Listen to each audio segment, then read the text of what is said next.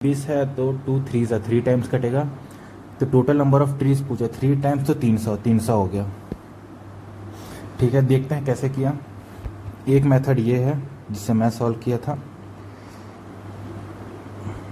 ये आ गया, मान लो 100x है। ठीक है, जो इनिशियल मांगा 30% मैंगो है। अगर 30% मेरे पास मैंगो है तो रिमेनिंग बचा हुआ 70% मेरे पास क्या बच गया, कहाँ गया, 30% are mango and 20% of the remaining. तो ये बचा मेरे पास रिमेनिंग 70%। ठीक है, मैं हटा देता हूँ अच्छे से।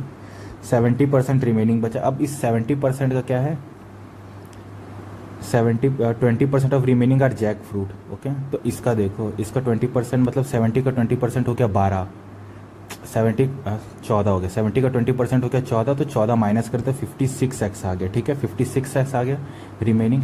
और 56x में से 25% गुआवा है, तो इसका 1/4 होगा गुआवा एंड 3/4 है रिमेनिंग, जो कि 126 है।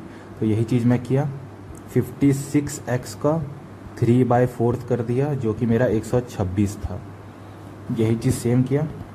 तो यहाँ से 4 1 ज़ा 4 4 ज़ा 14 3 42 होता, तो 42x आ गया था मेरा 126। तो x यहाँ से आ गया 3 आ गया। मेरे से पूछा total number of orchard tree, तो यहाँ पे 100x है टोटल, तो हो गया 300 डायरेक्टली।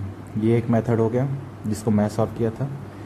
बाकी एक और है, ये है तुम्हारा कि मान लो इनिशियल में 100x है, उसमें 30% मेरा मैंगो है। 30% मैंगो, तो रिमेनिंग कितना बचा, 70%, 7/10 हो गया। और 20% ऑफ द रिमेनिंग, 20% रिमेनिंग मतलब रिमेनिंग कितना बचा, 8/10 बचा।